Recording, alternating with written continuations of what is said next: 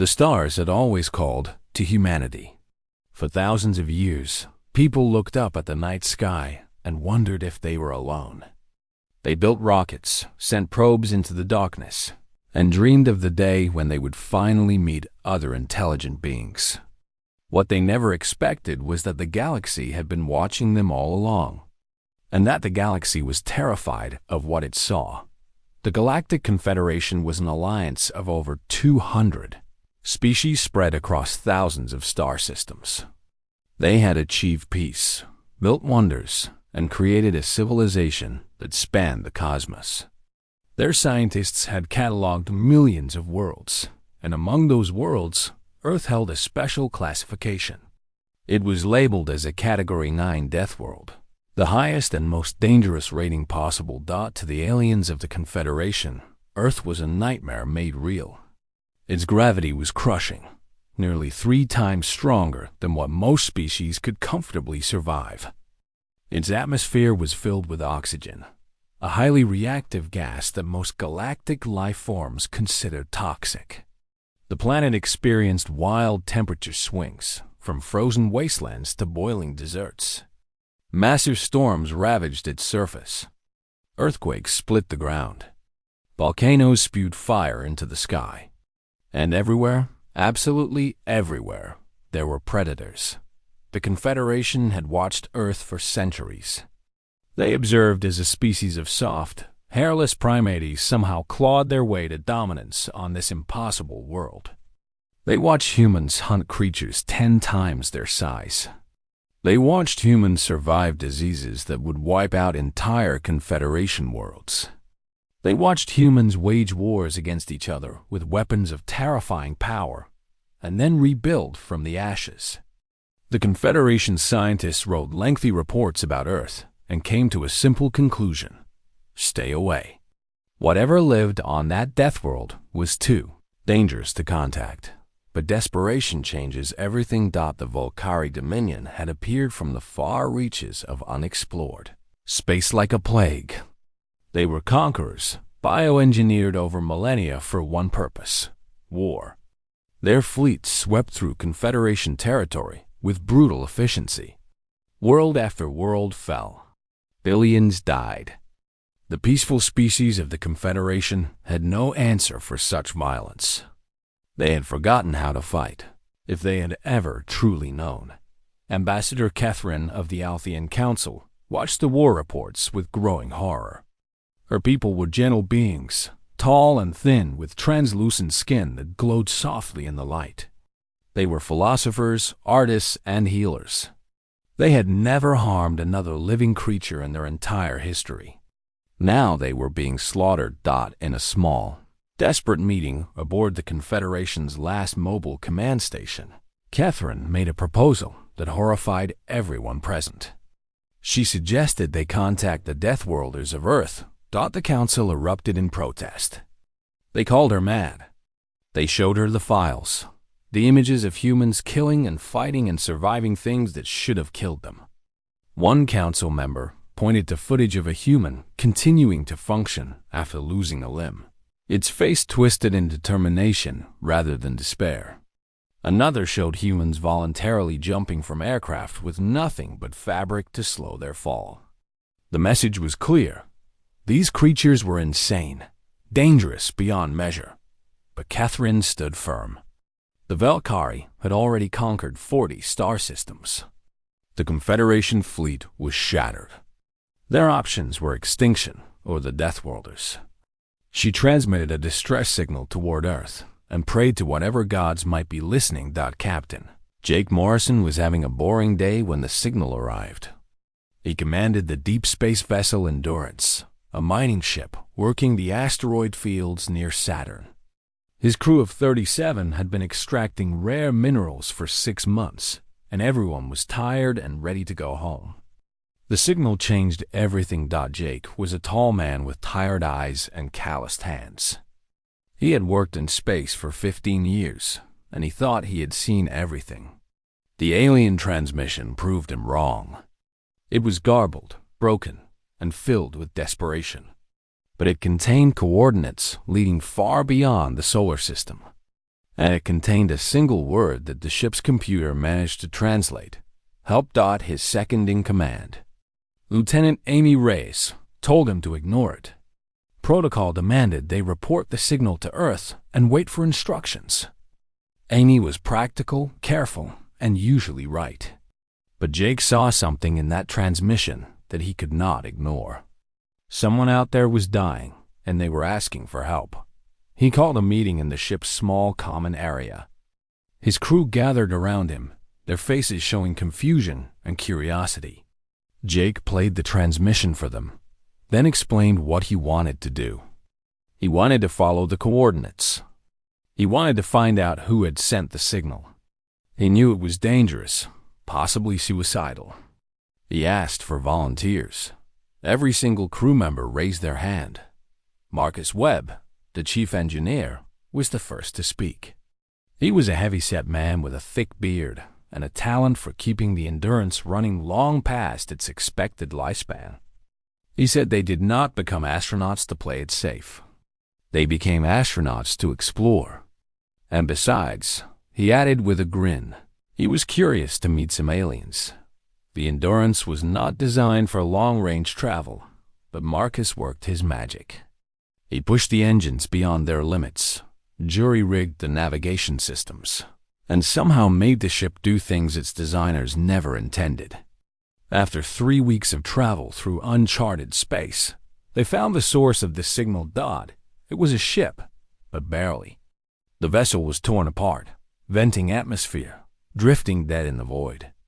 Jake ordered a cautious approach. Amy led a small team aboard, wearing their heaviest environmental suits. What they found inside broke their hearts. Ambassador Catherine was dying. Her frail body was crushed under debris that would have been light on her homeworld, but was impossibly heavy here. Her translucent skin flickered weakly. Her large, dark eyes looked up at the humans with an emotion they recognized instantly. Hope. She spoke through a device attached to her throat. Her words translated in the broken English. She told them about the Confederation, about the Valkyrie, about the war that was consuming the galaxy. She begged them for help.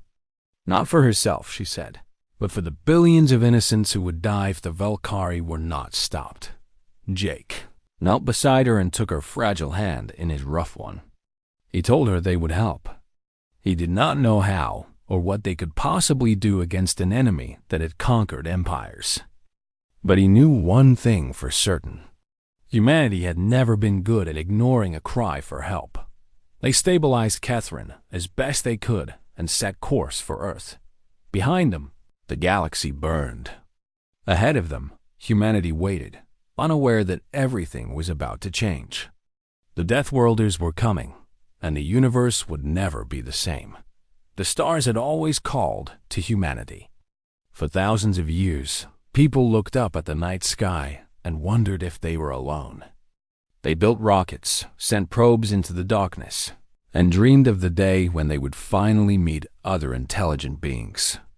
What they never expected was that the galaxy had been watching them all along, and that the galaxy was terrified of what it saw. The Galactic Confederation was an alliance of over 200 species spread across thousands of star systems. They had achieved peace, built wonders, and created a civilization that spanned the cosmos.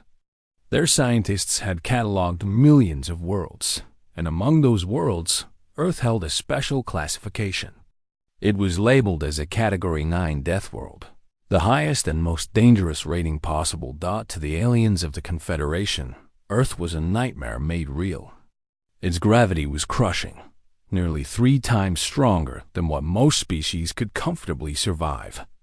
Its atmosphere was filled with oxygen, a highly reactive gas that most galactic life forms considered toxic. The planet experienced wild temperature swings, from frozen wastelands to boiling deserts. Massive storms ravaged its surface. Earthquakes split the ground. Volcanoes spewed fire into the sky. And everywhere, absolutely everywhere, there were predators. The Confederation had watched Earth for centuries. They observed as a species of soft, hairless primates somehow clawed their way to dominance on this impossible world. They watched humans hunt creatures 10 times their size. They watched humans survive diseases that would wipe out entire Confederation worlds.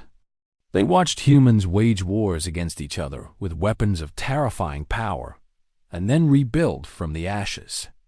The Confederation scientists wrote lengthy reports about Earth and came to a simple conclusion: stay away. Whatever lived on that death world was too dangerous to contact. But desperation changes everything. The Volcari Dominion had appeared from the far reaches of unexplored space like a plague. They were conquerors, bioengineered over millennia for one purpose: war. Their fleets swept through Confederation territory with brutal efficiency. World after world fell. Billions died. The peaceful species of the Confederation had no answer for such violence. They had forgotten how to fight, if they had ever truly known. Ambassador Catherine of the Althean Council watched the war reports with growing horror. Her people were gentle beings, tall and thin with translucent skin that glowed softly in the light. They were philosophers, artists, and healers. They had never harmed another living creature in their entire history. Now they were being slaughtered. In a small, desperate meeting aboard the Confederation's last mobile command station, Catherine made a proposal that horrified E. The Endurance arrived in Earth orbit on a Tuesday morning. Within minutes, every military satellite in the sky was tracking the ship. Within hours, the entire planet knew that humanity was no longer alone in the universe. The news spread like fire through dry grass. People gathered in the streets, staring up at the sky. Some prayed. Some celebrated. Some panicked. But everyone understood that the world had changed forever. Captain Jake Morrison transmitted everything to Earth Command before they even entered orbit. He sent the alien transmission, the coordinates, the video of the dying ambassador, and her desperate message. By the time the Endurance docked at the orbital station, the United Nations had already called an emergency session. Ambassador Catherine was barely alive. Earth's gravity pressed down on her fragile body like a weight she could not bear. The air itself seemed to poison her, even filtered through her damaged suit. Human doctors worked alongside the ship's medical officer to keep her stable, but they had never treated an alien before. Everything was guesswork. Dr. Nicole Patterson arrived from the Centers for Disease Control within days. She was a xenobiologist, though she had never expected to actually study alien biology. She was a small woman with sharp eyes and a mind that never stopped working. When she first saw Catherine, she felt two things at once: wonder and deep sadness. This beautiful, fragile being had traveled across the stars to ask for help, and she was dying before their eyes. Nicole worked around the clock. She studied Catherine's biology, her atmosphere requirements, her nutritional needs. She designed a special containment suit that would let the ambassador survive in Earth's harsh environment. But her most important discovery had nothing to do with treating the alien. It had to do with understanding what humans really were. The Confederation had sent files along with Catherine's distress signal. Nicole spent days reading through them, and what she found left her speechless. According to galactic standards, humans were impossible. Their bone density was 3 times higher than the galactic average.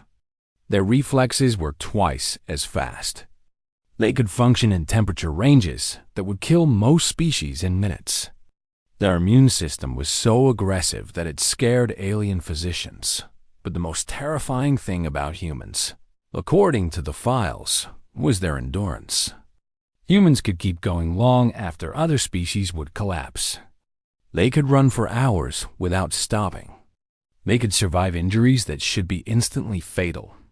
They could push through pain, exhaustion, and fear through sheer force of will. The Confederation had a word for creatures like this. They called them persistence predators. Nicole brought her findings to the United Nations Assembly. She stood before the gathered leaders of Earth and explained what the galaxy thought of humanity. She showed them the files, the classifications, the warnings. Earth was a death world. Humans were monsters. And somewhere out there, an empire of conquerors was destroying everything in its path. The debate that followed was long and bitter.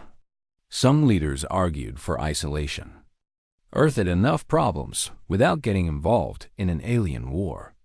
Others saw opportunity in the stars, resources, and technology beyond imagination. A few simply did not believe any of it, calling the whole thing an elaborate hoax. But then, Catherine spoke. She was carried into the assembly hall in her containment suit, her body barely able to support itself. Her voice came through the translator, weak and broken, but her words carried the weight of billions of souls. She told them about her people, the Altheans. She told them about the artists and the dreamers, the children who had never known violence. She told them how the Valkyrie had come without warning, how they had burned cities and slaughtered innocents, how they had laughed while doing it. She showed them footage. The assembly watched in silence as Valkyrie soldiers marched through burning streets. They saw families torn apart. They saw children crying for parents who would never come. They saw the face of evil, cold and calculating, destroying everything beautiful in its path. When the footage ended, Catherine looked at the gathered humans with her large, dark eyes. She said she knew that Earth was far away, that this war was not humanity's problem. But she had seen something in humans that gave her hope. She had seen them risk their lives to save a stranger from a species they had never met. She had seen them show kindness to a dying alien when they could have easily left her to die. She believed that creatures capable of such compassion were also capable of being the galaxy's salvation. The vote was not unanimous, but it did not need to be. Enough nations agreed. Enough people stood up and said that they could not stand by while innocents died. They could not ignore a cry for help simply because it came from far away. Commander Ryan Torres was appointed to lead the first expeditionary fleet. He was a veteran of 3 conflicts on Earth, a man who had seen the worst of humanity and still believed in the best. He was given 12 ships, hastily retrofitted with the best weapons and technology Earth could provide. He was given 10,000 volunteers, men and women who knew they might never see home again. Among them was Jake Morrison, promoted to commander and given his own vessel in the fleet. Amy Reyes stood beside him, her practical nature now focused on survival rather than caution. Marcus Webb refused to leave the Endurance, saying someone had to keep the old girl running. Nicole Patterson joined as the fleet's chief medical officer, determined to learn everything she could about the galaxy they were entering. On the day of departure, millions gathered to watch. The 12 ships rose from Earth's surface and climbed into the sky, their engines burning bright against the blue. People cheered and cried and waved flags. They did not know if they would ever see those ships again. But they knew that humanity was finally reaching out to the stars, not as explorers, but as protectors. Catherine watched from her hospital bed, tears streaming down her translucent face. She had come to Earth hoping for help, but she had found something more. She had found a species that refused to let evil win, no matter the cost. She had found the Death Worlders, and they were everything she had hoped for and more.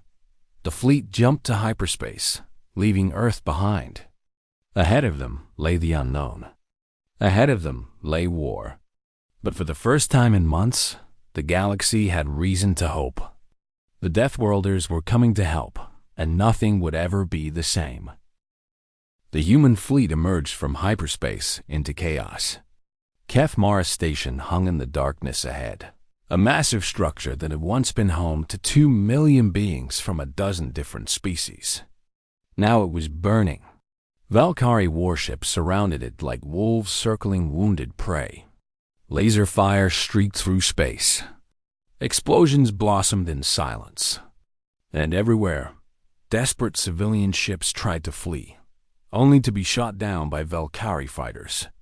Commander Ryan Torres stood on the bridge of his flagship, the horizon, and felt cold rage settle in his chest. He had seen war before. He had seen cruelty before.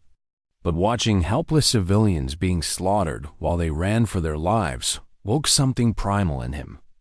He looked at his crew, saw the same anger in their eyes, and gave an order that would become legendary across the galaxy. Attack immediately.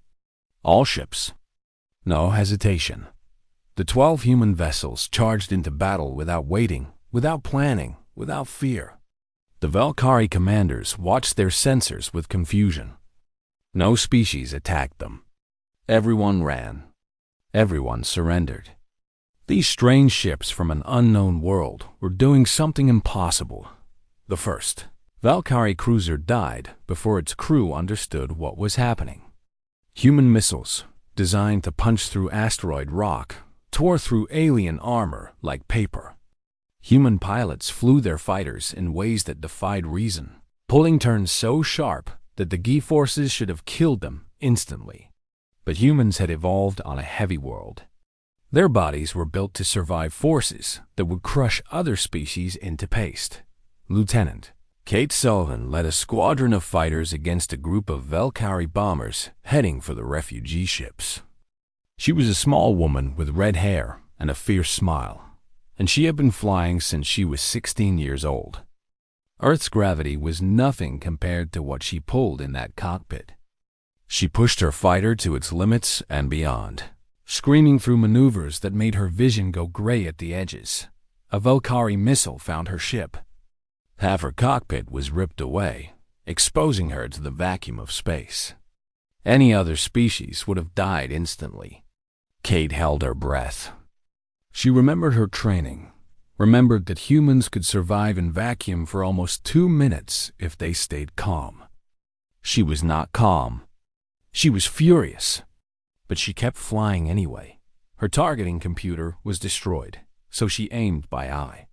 Her flight suit was torn, so she felt the cold of space seeping into her bones.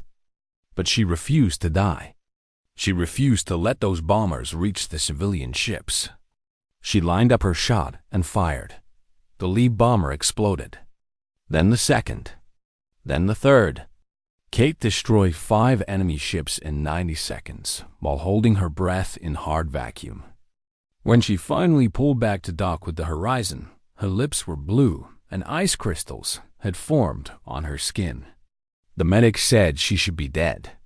She told them she was too angry to die. Meanwhile, Marine Sergeant Chris Dalton was leading a boarding party onto a captured Valkyrie cruiser.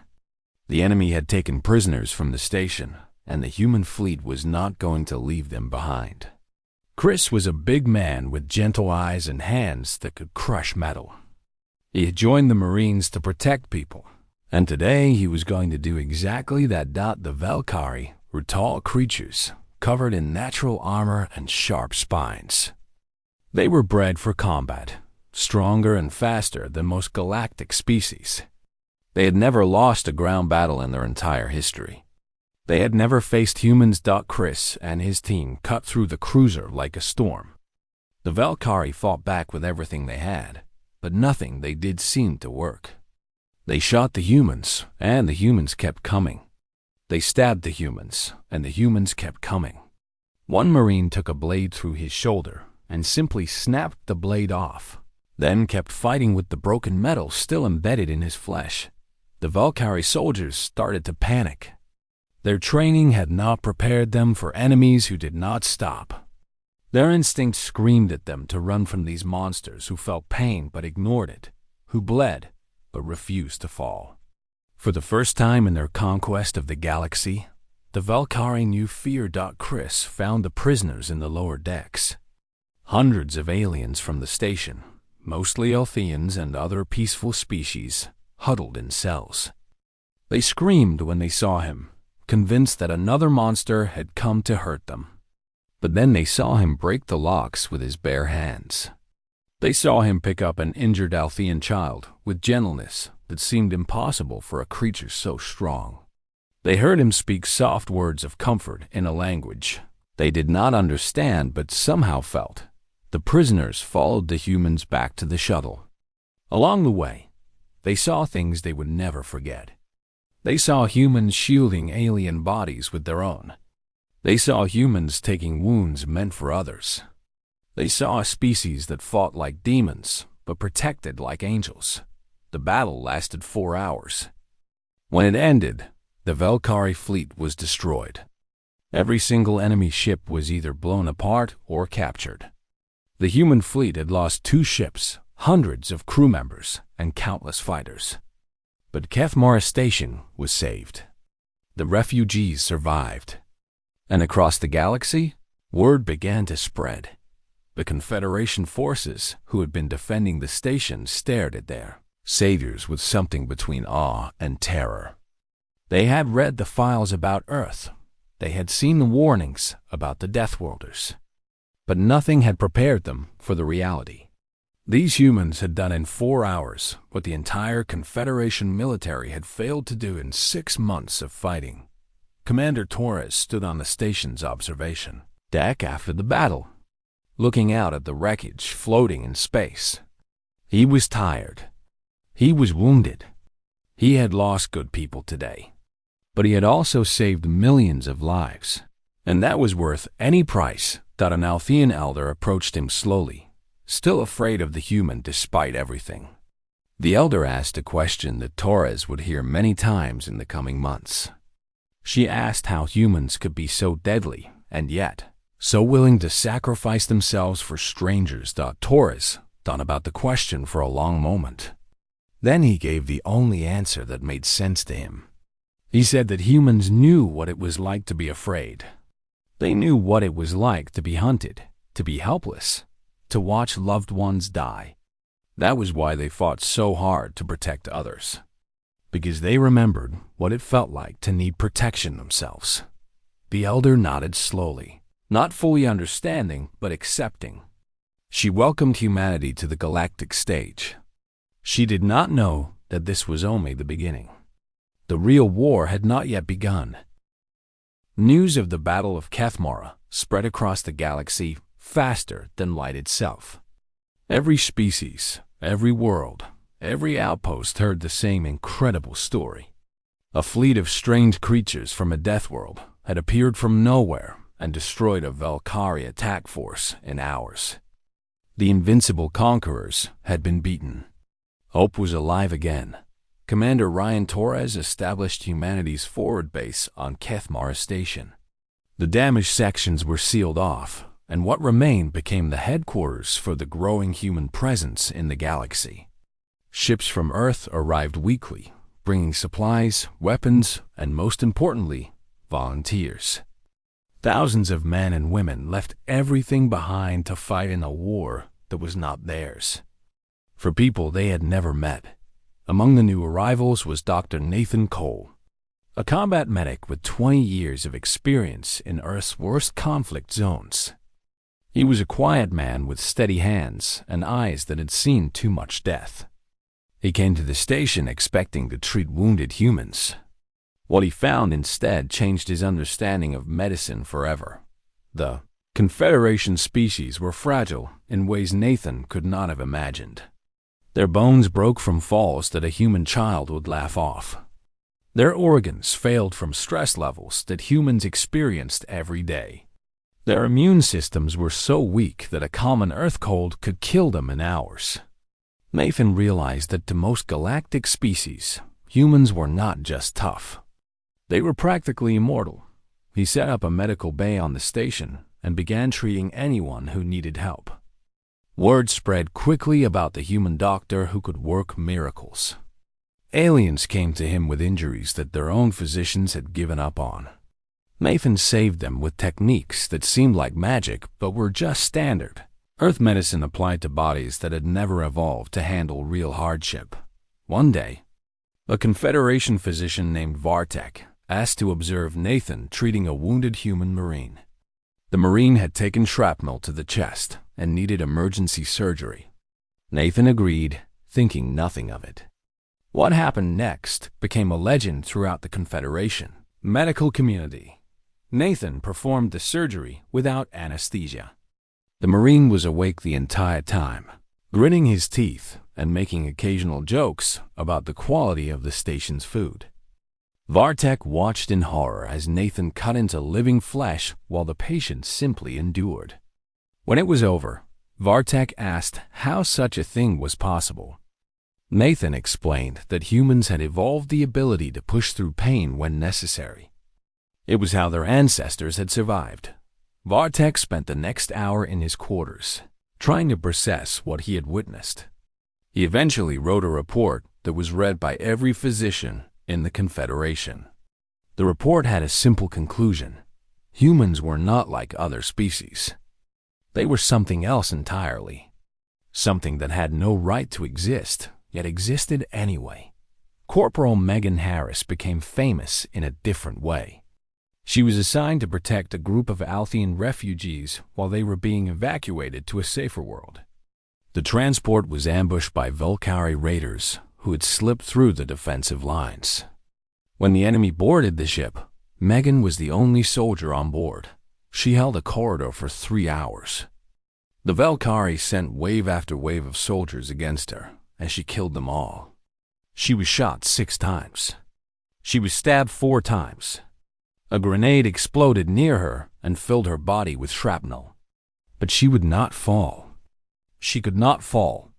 Behind her were 200 civilians, including children, and she had promised to protect them. When reinforcements finally arrived, they found Megan still standing, her weapon empty, her body covered in blood, both hers and alien. The corridor was filled with Volcari bodies. She had killed 37 enemy soldiers by herself. The medics counted 17 separate wounds on her body. She should have died at least 5 times over. She survived. The Althians called her the Undying One, and they built shrines in her honor. Megan felt uncomfortable with the attention. She said she had just been doing her job. But the story that truly changed the war involved a young soldier named Ben Castillo. He was only 19 years old, barely out of training, assigned to guard duty at the Confederation High Council chambers. It was supposed to be a safe assignment, a way for a new recruit to get experience without facing real danger. Ben did not expect to become a legend. The Volcari had sent an assassination squad to kill the council members. If they succeeded, the Confederation would collapse into chaos, and the war would be lost. The assassins were elite soldiers, the best the Volcari had, trained specifically to kill important targets. They bypassed every security system and eliminated every guard in their path. Ben was the last one standing between them and the council doors. His rifle jammed after killing 2 of them. He was alone, unarmed except for his combat knife, facing 6 of the most dangerous soldiers in the galaxy. He attacked anyway. The fight lasted less than 2 minutes. Ben moved with a speed and ferocity that the Volcari had never encountered. He dodged their attacks by inches, reading their movements with predator instincts honed by millions of years of evolution. His knife found gaps in their armor that they did not know existed. He took wounds that should have stopped him and kept fighting. When reinforcements arrived, they found Ben standing over 6 dead Volcari, breathing hard, his knife dripping with alien blood. He had cuts and bruises covering his body, but nothing serious. When Commander Torres asked him how he had managed to kill 6 elite assassins with only a knife, Ben shrugged and said they were slower than he expected. The Volcari High Command received the battle reports with growing terror. Their intelligence on humans had been catastrophically wrong. They had expected primitives. They had expected easy prey. Instead, they had awakened something ancient and terrible. Creatures forged in the fires of a world that should have killed them.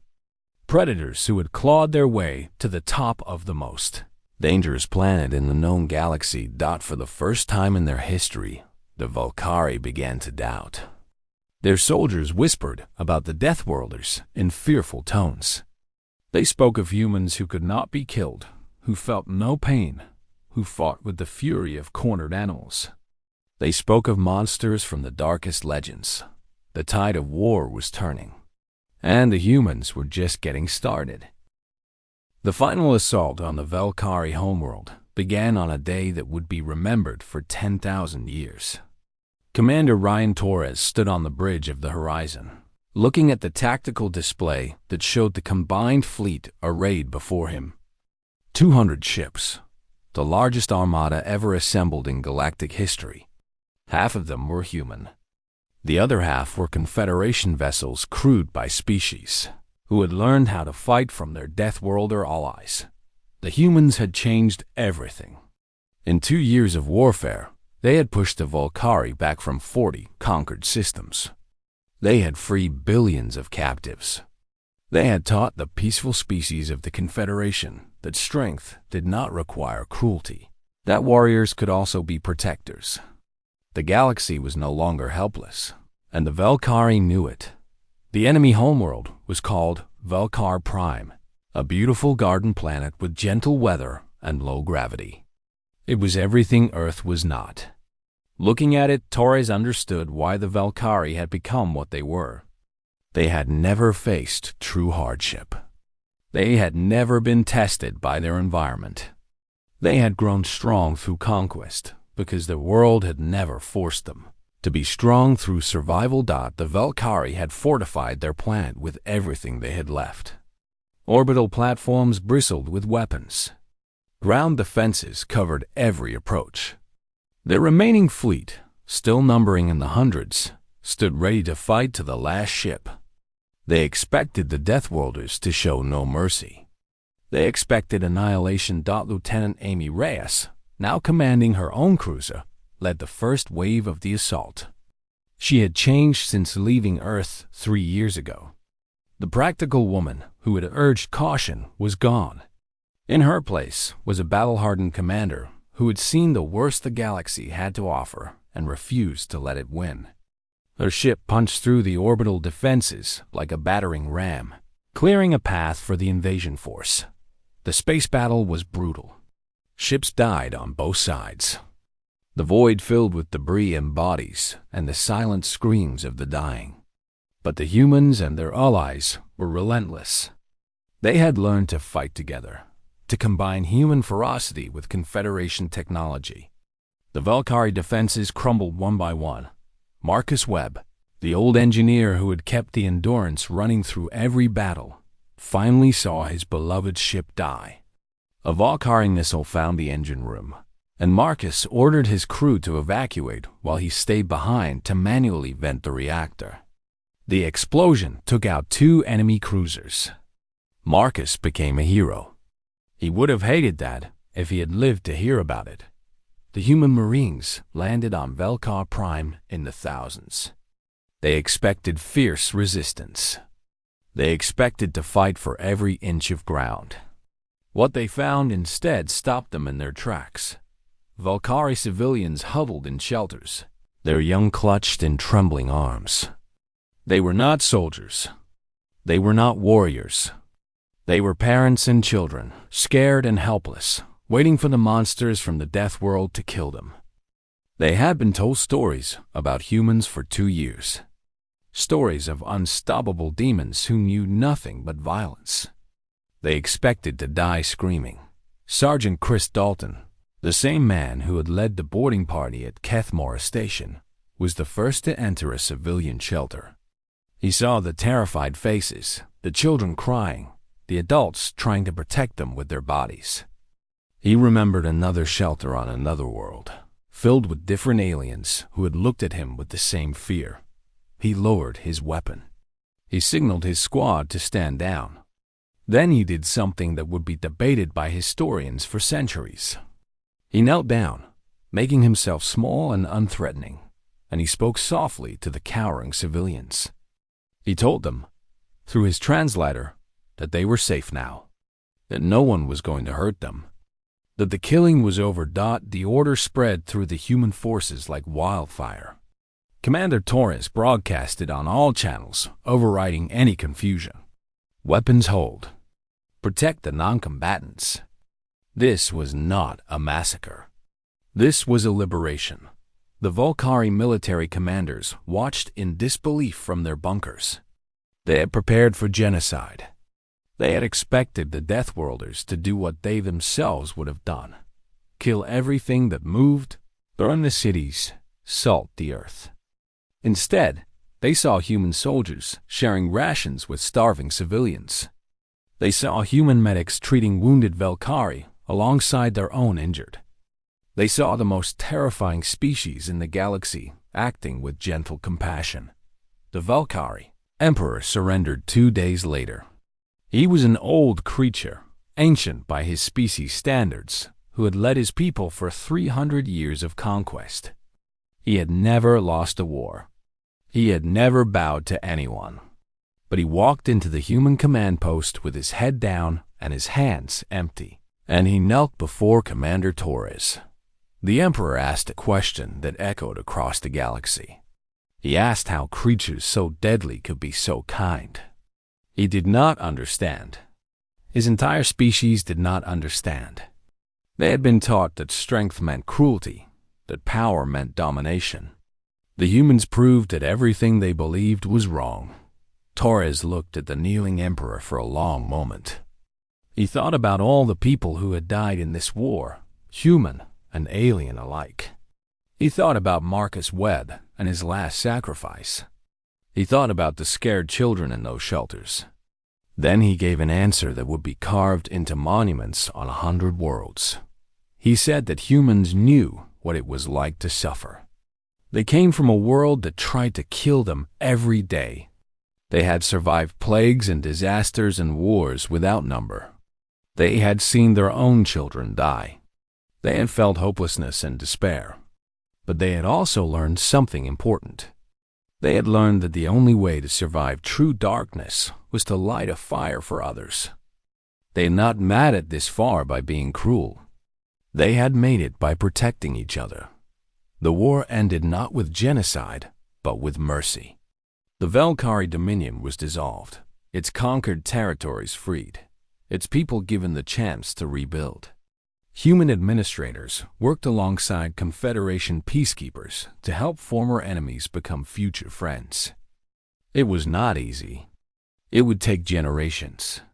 But it was possible because the Deathworlders had shown that another way existed. The Galactic Confederation officially welcomed humanity as full members on the anniversary of the Battle of Keth. Ambassador Catherine, fully recovered and stronger than she had ever been, stood before the assembly and spoke of the day she had called for help. She had prayed for warriors. She had received protectors instead. Across 1,000 worlds, the story was told. The story of the Deathworlders who came from a nightmare planet. The story of creatures who could survive anything, who felt pain but conquered it, who faced death with grim smiles and refused to surrender. The story of humans. The aliens had expected monsters. They had expected killers. They had expected the worst that the galaxy could offer. They found heroes instead, and that was what left them standing in shock. Not the strength, not the ferocity, not the impossible toughness. It was the kindness. It was the compassion. It was the discovery that the most dangerous species in the known universe was also the most willing to sacrifice everything for strangers. The galaxy had been rescued by Deathworlders. And the Deathworlders, against all expectations, had proven that the heart mattered more than the fist. Humanity had arrived. And nothing would ever be the same again.